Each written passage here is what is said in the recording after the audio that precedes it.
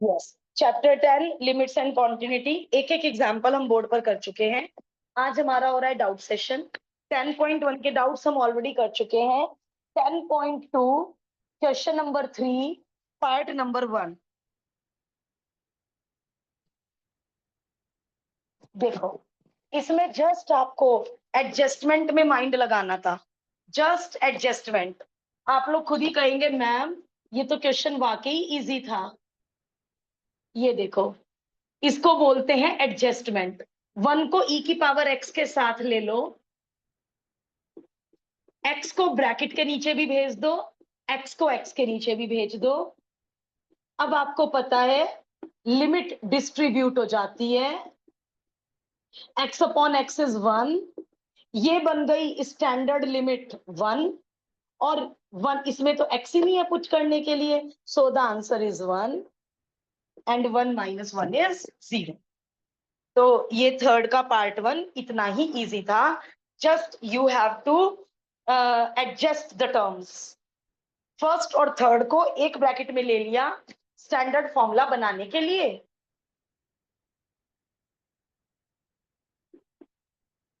M I clear?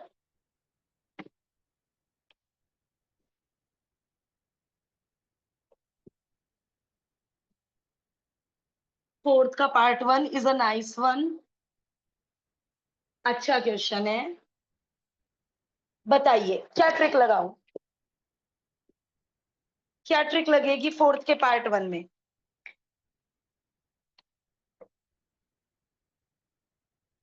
No one in the group? No one in the group? बेटा आप example दोबारा कीजिए test के लिए। as x tends to 3 h will tends to 0 and question will become। बेटा आप सारे solve example please please please दोबारा कर लो। कैसे दोगे टेस्ट? बेस सेम, बीच में multiply, power get added, e की पावर 3 कॉमन, e की पावर 3 इज अ कांस्टेंट, बाहर जाके बैठ जाएगा and it becomes the standard limit 1। आपको ये इंटू 1 भी लिखना है, ऐसे नहीं लिख सकते आप, टीचर कहेगा कहा गया ये। The value of this standard limit is 1। बेटा किसी ने मुझे क्यों नहीं बताई पुटिंग वाई? इतने अच्छे अच्छे एग्जाम्पल हम कर चुके हैं, तो ये उसके सामने क्या था?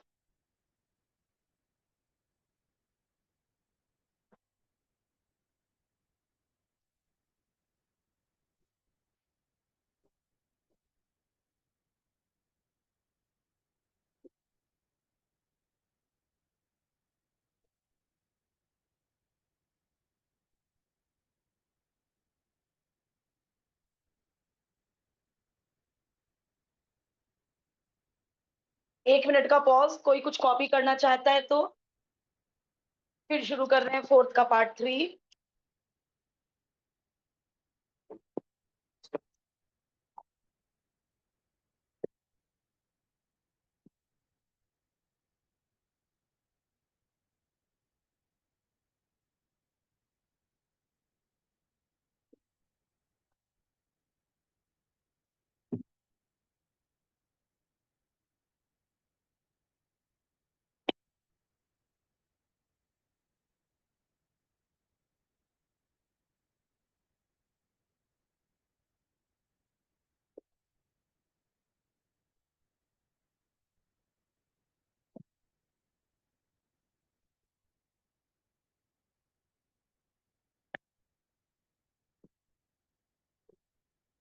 ओके, कौन देगा पार्ट 2 में हिंट? 1/x को बाबू x के इक्वल पुट करेंगे। ना बेटा, रैशनलाइज करेंगे। रैशनलाइज के बिना तो नहीं होगा। देखो अभी तो आज क्या डे है बेटा? आज मंडे। तो अभी तो टेस्ट बहुत दूर है। कितना छोटा सा चैप्टर है, ओनली 3 एक्सरसाइज। सारे एग्जाम्पल पूरी एक्सरसाइज रिपीट कर दो, फिर मैं एक्स्ट्रा वर्कशीट भी भेजूंगी ग्रुप में लिमिट्स की।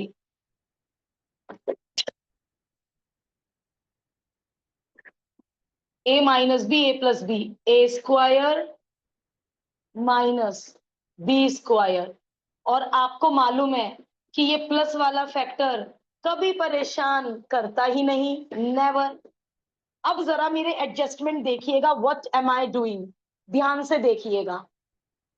क्या लिमिट डिनोमिनेटर में भी जा सकती है? क्या ऐसा मैंने अलजेब्रा पढ़ाया है कि लिमिट चारों ऑपरेशन में जा सकती है, स्क्वायर के अंदर तक जा सकती है? हमने पढ़ा है ये?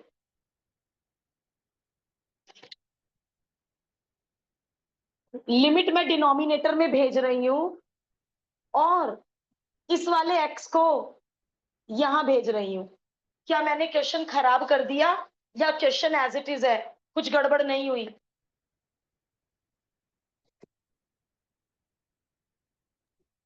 और मैंने लिमिट को यहां भी भेज दिया। पहले मुझे इस स्टेप के लिए यस बोलेंगे तभी मैं आगे बढ़ूंगी। एडजस्टमेंट समझ आ गई? ये तो बन गया स्टैंडर्ड फॉर्मूला। ऊपर वाले x को यहां लिख सकते हो ना? क्या मैं 2/3 को 1/3/2 नहीं लिख सकती? Yes ma'am. Yes ma'am. ये स्टैंडर्ड लिमिट 1 बन चुकी है। इसमें x को डायरेक्ट 1 पुट कर दीजिए एंड आंसर इज 1/2।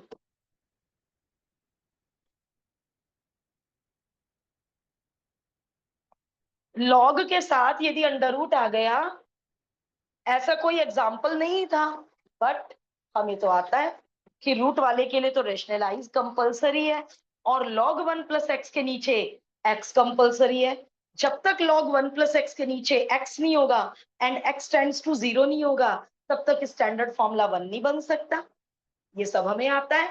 तो जितना हमें आता है बेटा, वो आपको बार बार क्लिक होना चाहिए कि ऐसा क्या एडजस्टमेंट करें कि जो हमने सीख रखा है वो क्रिएट हो जाए, जो स्टैंडर्ड लिमिट्स हमने सीख रखी हैं वो क्रिएट हो जाए। और लिमिट चारों ऑपरेशन में स्क्वायर क्यूब के अंदर भी जा सकता है, बट जब हम डिफरेंशिएशन पढ़ेंगे नेक्स्ट चैप्टर, उसमें रूल्स अलग होंगे। और ये बात अब मैं डेली बोलूंगी, 11th का डिफरेंशिएशन 12th के 4 चैप्टर में यूज होगा। 5, 6, 7, 8 4 चैप्टर्स में 11th का डिफरेंशिएशन यूज होगा। आपको 11th डिफरेंशिएशन 2-3 बार करना है 11th का।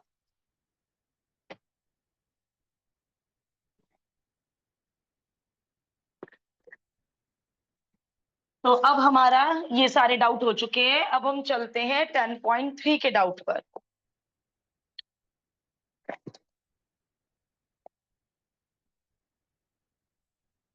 कोई और डाउट हो, इजी भी डाउट हो, आप पूछ लो, विदाउट हेजिटेशन पूछ लो। एक एक क्वेश्चन, एक एक पार्ट होना चाहिए नोटबुक में हमारी। हम 10.3 RAM 10 question RAM first part भी हम करा दो। ओके, जिनको क्वेश्चन 10 के दोनों पार्ट आते हैं वो अपने टेस्ट की तैयारी कर लो।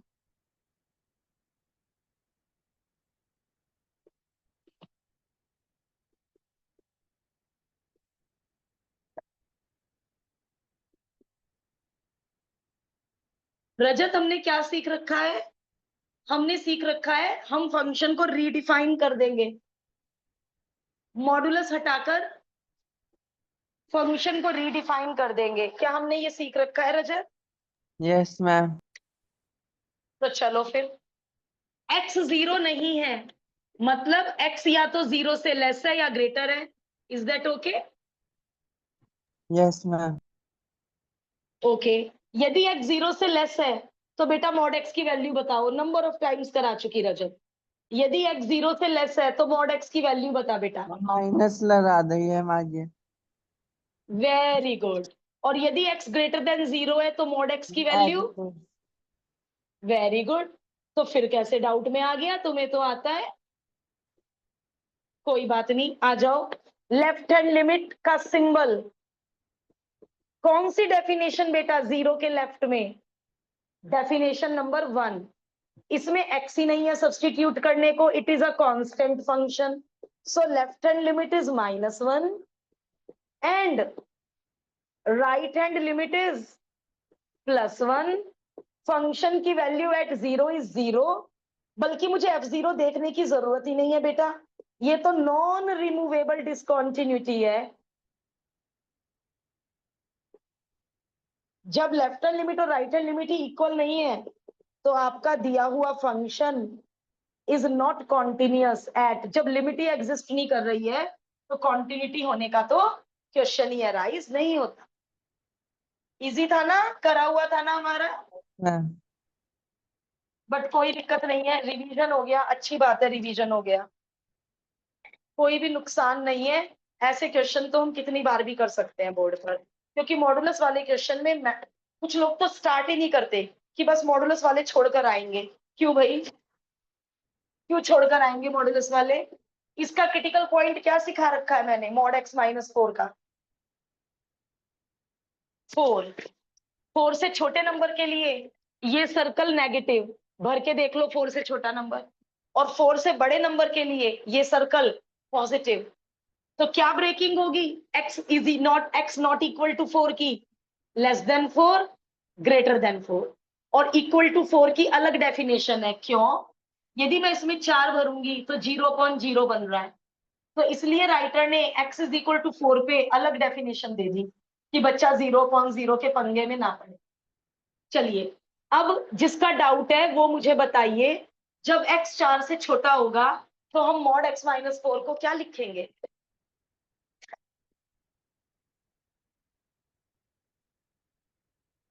महक, आपका भी डाउट था ना ये? नहीं, रिदम, आपने तो लिखा है था 10th का पार्ट 2। किसका डाउट था बेटा ये?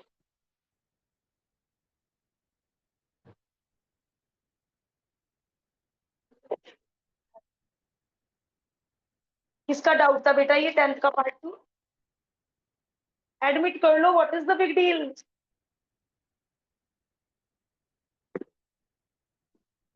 यदि हम यहाँ पर 4 से छोटे नंबर भरेंगे, 3 2 1 0 -1, this circle will be negative, और मुझे मॉड हटाना है। जब नेगेटिव क्वांटिटी का मॉड हटाते हैं तो एक नेगेटिव हम लगा देते हैं, अब ये पॉजिटिव बन गया।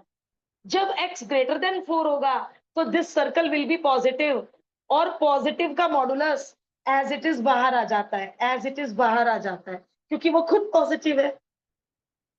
ये कर दिया हमने फंक्शन को रीडिफाइन, और जैसे ही फंक्शन रीडिफाइन हो गया, मॉडुलस का पंगा खत्म।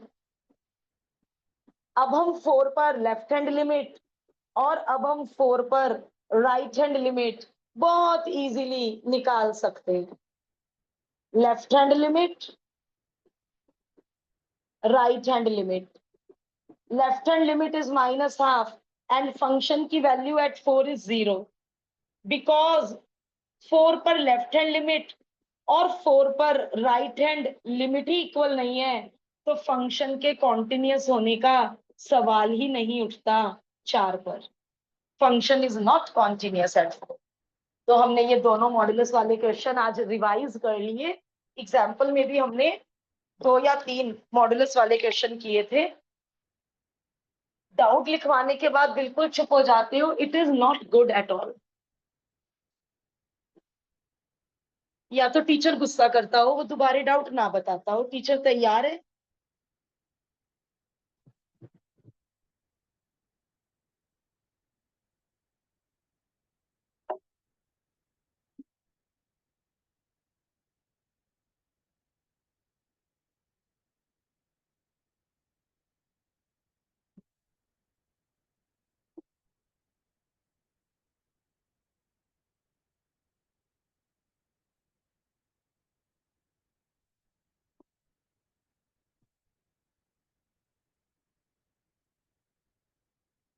एक लास्ट टाइम 10.3 में कोई और डाउट?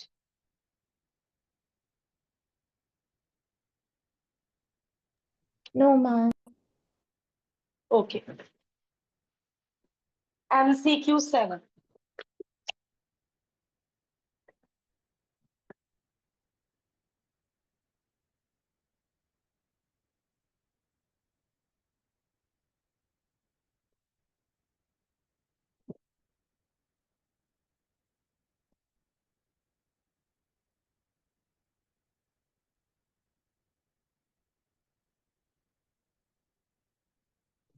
ओके, यस, मैंने डायरेक्ट सब्स्टिट्यूशन कैसे कर दिया? मैंने डायरेक्ट सब्स्टिट्यूशन 3/2 कैसे कर दिया? क्योंकि सुनिए, चाहे लेफ्ट से अप्रोच करे चाहे राइट से अप्रोच करे, 1.5 का बिग ब्रैकेट तो एट एवरी कॉस्ट, चाहे 3/2 का लेफ्ट हो चाहे 3/2 का राइट हो, 1.5 का लेफ्ट हो या राइट हो, दोनों 1 से आगे होंगे। तो इसका बिग ब्रैकेट लेफ्ट में भी राइट में भी क्या आंसर आएगा? अरे ग्रेटेस्ट इंटीजर फंक्शन तो समझा रखे हैं बेटा, उल्टे हाथ चल के सबसे बड़ा इंटीजर। हेलो,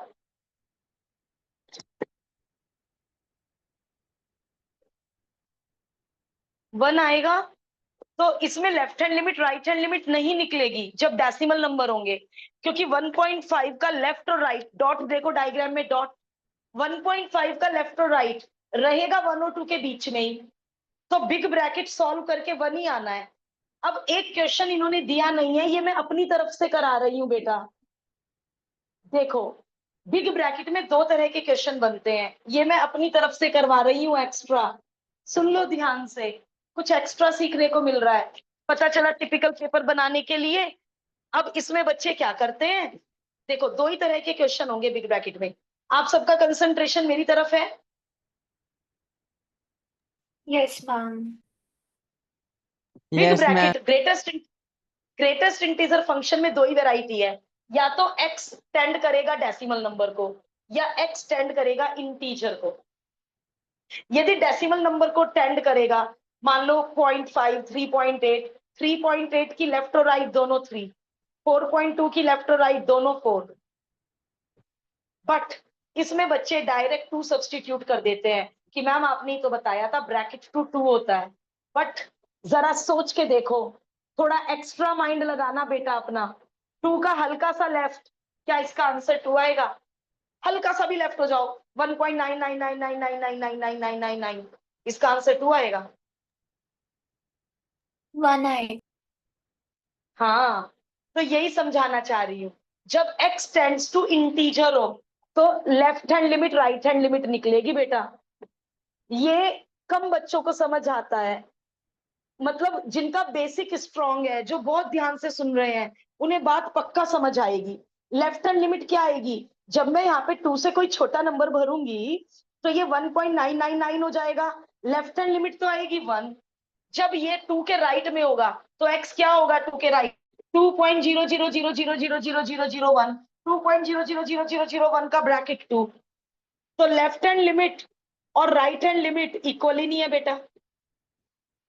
तो limit x tends to 2 bracket x does not exist। इस MCQ से क्या लर्निंग मिली आपको?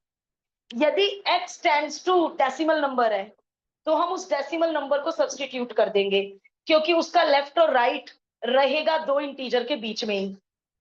बट यदि x टेंड्स टू इंटीजर है, उसका जो लेफ्ट है वो प्रीवियस पेयर के बीच में पहुंच जाएगा और 2 का जो राइट है वो अगले पेयर के बीच में पहुंच जाएगा, जिस वजह से left hand limit right hand limit अलग अलग आ जाएगी और लिमिट डज नॉट एग्जिस्ट। बहुत बढ़िया लर्निंग मिली है, मैंने ये एक्स्ट्रा कराया है, बट मेरा मन था आप लोग ये भी सीखे। ML अग्रवाल ने तो इजी वाला दिया डेसिमल नंबर, क्या मैं ये समझा पाई? Yes, ma'am. इसे एक्स्ट्रा क्वेश्चन करके ऐड कीजिए। फाइंड द लिमिट, अब x टेंड्स टू 2 हो, x टेंड्स टू 3 हो, x टेंड्स टू 5 हो, चलो अब मैं देख आपको चेक कर लूं जरा। x टेंड्स टू 5 है, लेफ्ट हैंड लिमिट बताओ राइट हैंड लिमिट बताओ। x टेंड्स टू 5 है, Left आप hand लोग limit बताओ 4. Offline. Right hand limit 5. Very good. तो इसलिए लिमिट विल नॉट एग्जिस्ट, इसलिए लिमिट विल नॉट एग्जिस्ट। चलो, समझाना सक्सेसफुल रहा, समझ आया बच्चों को?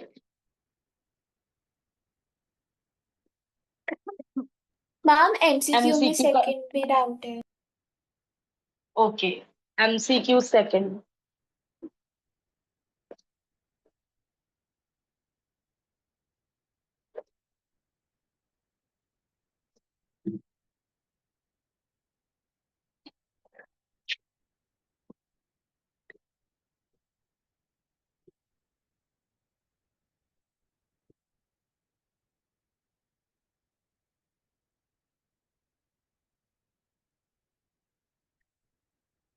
जो लोग भी रिकॉर्डिंग से लॉस कवर करेंगे, जो ये टॉप पे लिखा हुआ है, केवल इन्हीं के सॉल्यूशन मिलेंगे रिकॉर्डिंग में, जो प्रेजेंट बच्चों के डाउट्स हैं।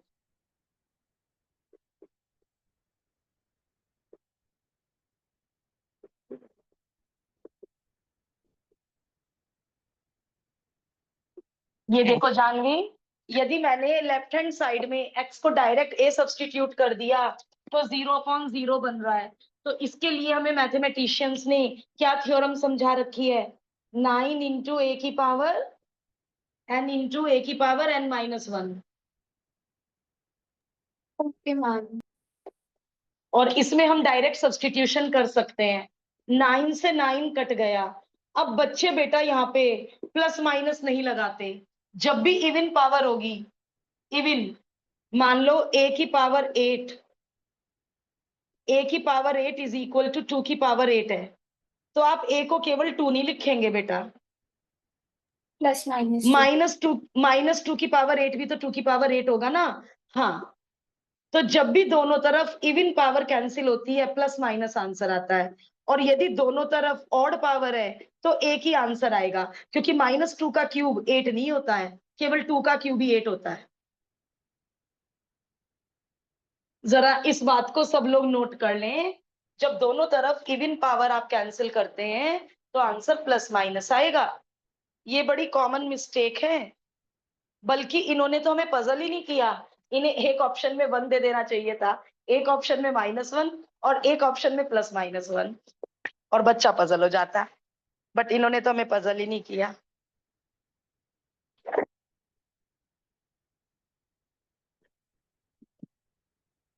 Any other MCQ?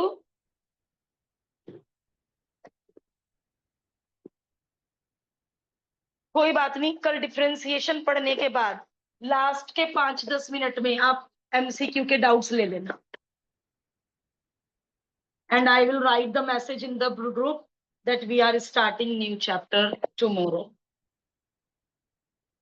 जिन लोगों को हाफ ईयरली का सिलेबस मिल चुका है वो ग्रुप में सिलेबस सेंड कर दें, ऊपर स्कूल का नाम लिखकर।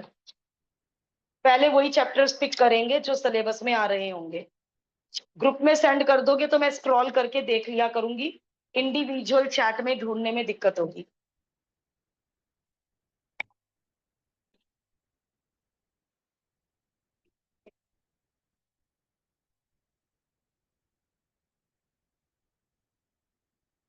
assertion reason unsolved third,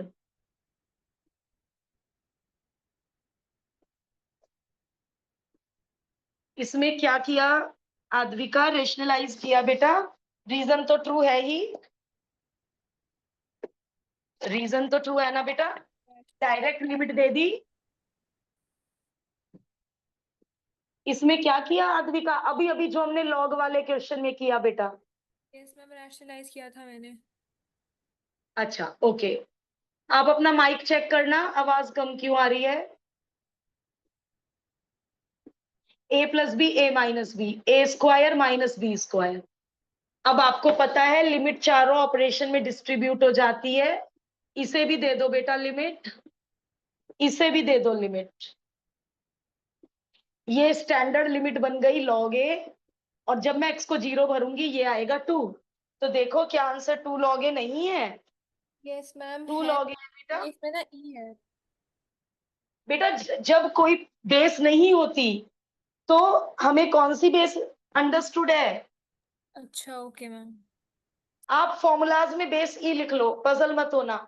जो फॉर्मूला लिस्ट है वहां बेस ई लिख लो। यदि आपने केवल लॉग ए लिख लिखा है तो फॉर्मूला लिस्ट खोलो, वहां बेस ई लिख लो। Both are true, but reason और एजर्शन का आपस में कोई लेना देना नहीं है। Reason is not the correct explanation, both are true. तो हमने आज ऐसे क्वेश्चन में भी रेशनलाइज कर लिया और लॉग वाले में भी रेशनलाइज कर लिया। तो जो लोग पूरा चैप्टर डीप करेंगे कुछ ना कुछ लर्निंग मिलेगी।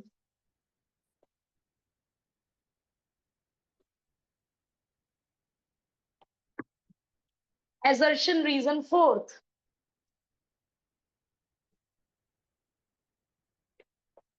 कॉन्टिन्यूअस गिवन है, के बताइए। ओके, तो मैं जरा जीरो पे लिमिट निकाल लूं, फिर जीरो पे लिमिट एफ जीरो के इक्वल हो जाएगा, क्योंकि एफ जीरो तो के है ही, और जो जीरो पे लिमिट आएगी वो एफ के इक्वल हो जाएगी, एफ जीरो के इक्वल हो जाएगी।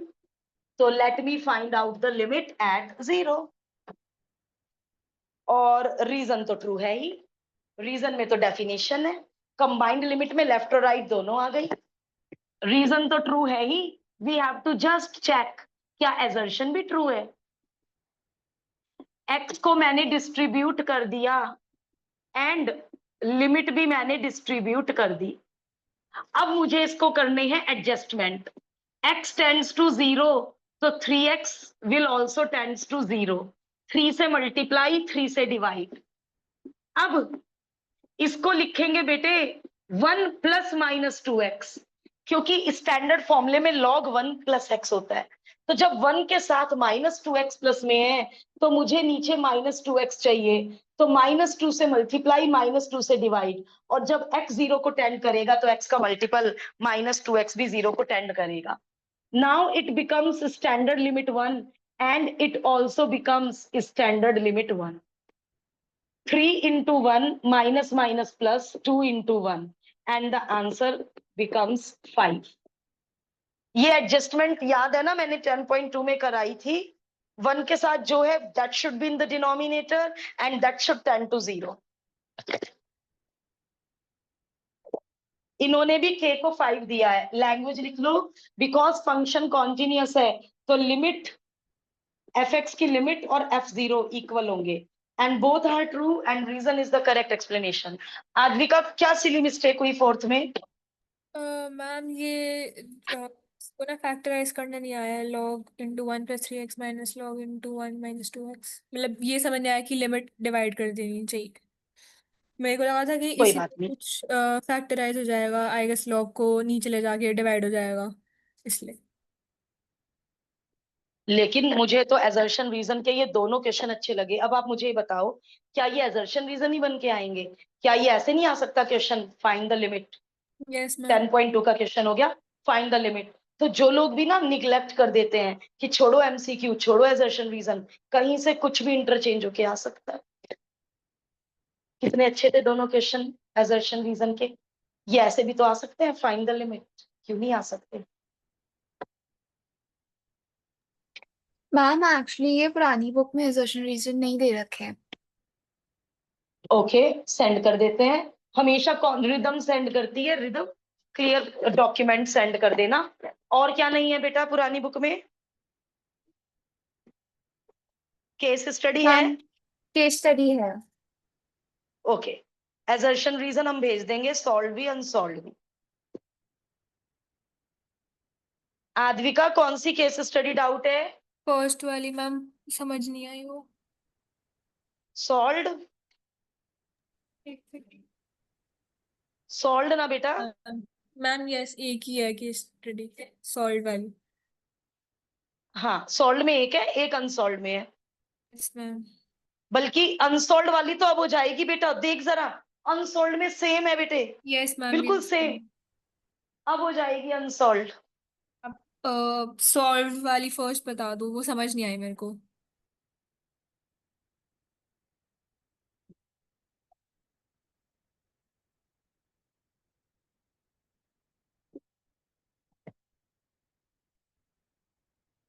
भी कोई assertion रीजन कर रहा है या मेरे साथ सब लोग केस स्टडी 1 करेंगे? Hardik, case are you study there? one. Okay, Hardik, have you gone? Are you there? Yes, ma'am. समझ आ रहे हैं? सब कर रहे हो हमारे साथ साथ बेटा? Yes, ma'am. Okay, function r to 0 to infinity है और ये डेफिनेशन है, और gx की डेफिनेशन है f के अंदर x प्लस 1 और f के अंदर, ओहो ये तो इन्होंने कॉम्प्लिकेट कर दिया, and x belongs to capital R, ये तो इन्होंने कॉम्प्लिकेट कर दिया। देखो बेटा, फाइंड gx, f x की इमेज x देखता है, f2 की इमेज mod 2, f3 की इमेज mod 3, f5 की image mod 5, f x plus 1 की इमेज क्या देखेगा? mod x plus 1, f x minus 1 की इमेज क्या देखेगा?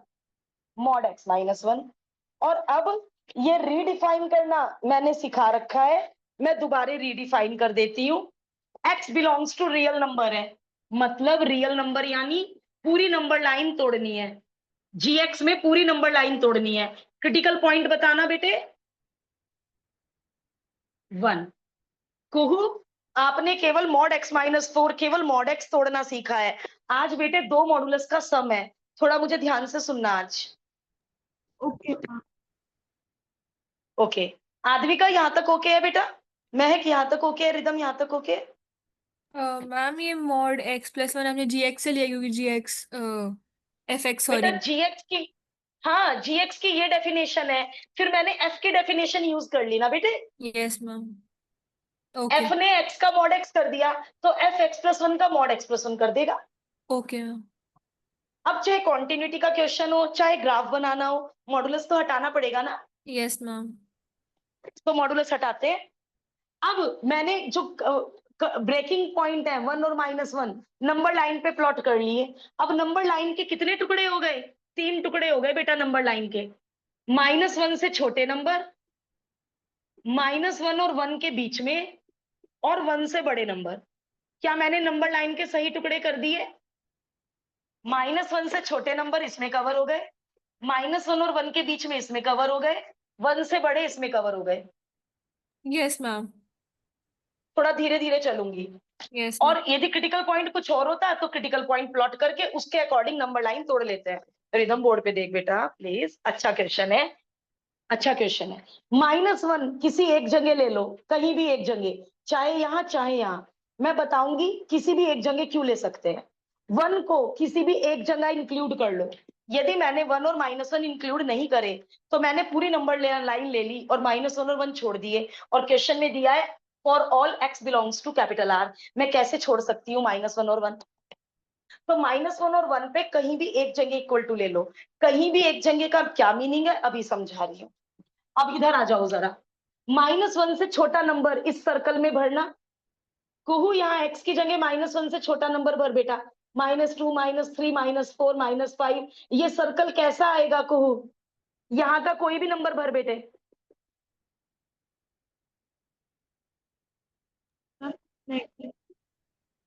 नेगेटिव, और जब मॉड के अंदर नेगेटिव होता है और मुझे मॉड हटाना है, नेगेटिव ऐड करना पड़ेगा। Very very good. चलो यहाँ भरते हैं, -1 से छोटा कोई number, -2, -3, -4, -5, -6, this circle will be negative, और मुझे मॉडुलस हटाना है तो मैंने एक नेगेटिव अपना लगा दिया। अब इनके बीच का कोई नंबर ले लो, कोई भी, एनी एनी, आसान सा 0 ले लो। 0 + 1 is positive as it is बाहर, 0 - 1 इज नेगेटिव, एक नेगेटिव अपना लगा दो। अब 1 से बड़ा कोई भी नंबर ले लो, एनी, हजारों लाखों करोड़ों, जो एक नंबर बोलेगा वही सब बोलेंगे, कोई भी ले लो। 2 ले लो, 2 + 1 पॉजिटिव, 2 - 1 अगेन पॉजिटिव।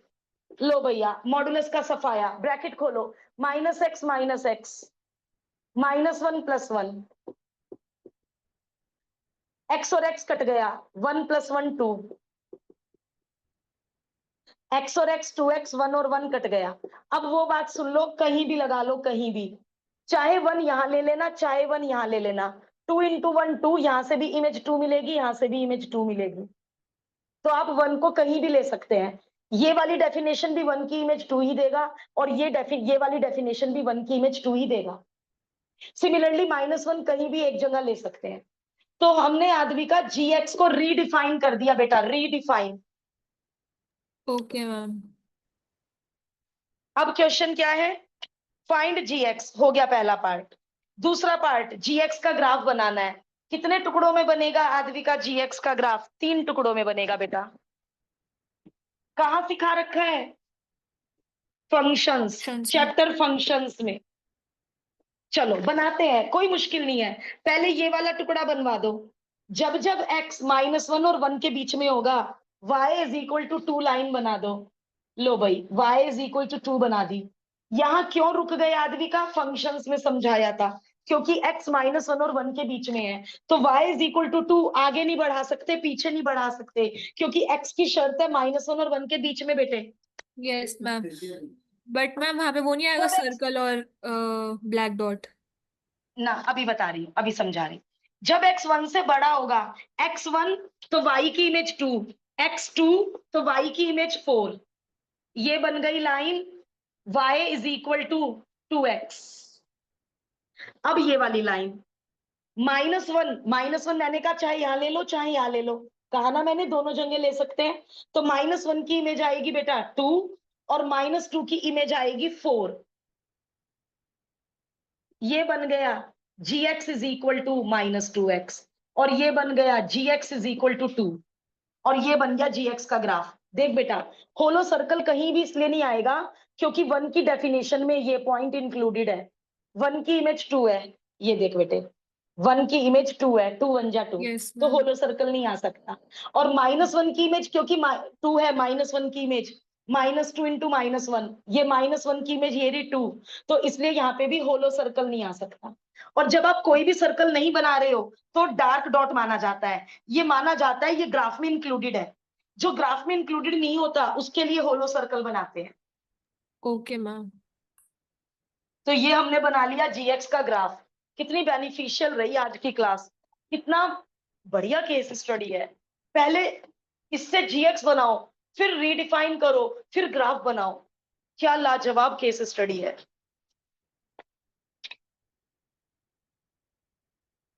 जो लोग रिकॉर्डिंग से डाउट सेशन नहीं करेंगे बहुत लॉस होगा उनका।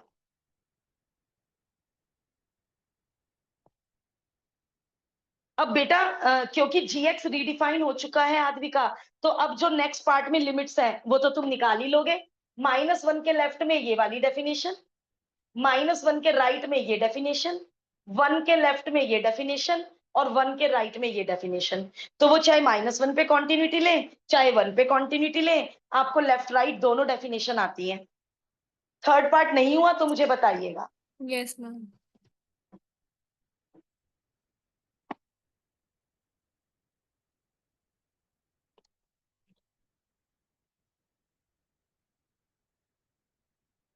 कॉपी कर लो, ग्राफ भी बना लो। थर्ड पार्ट नहीं हुआ तो बताइएगा।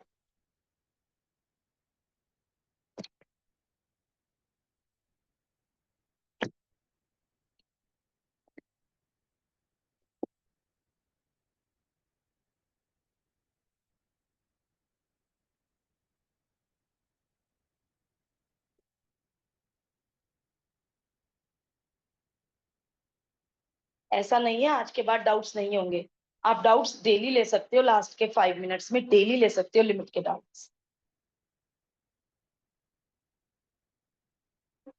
कॉपीड।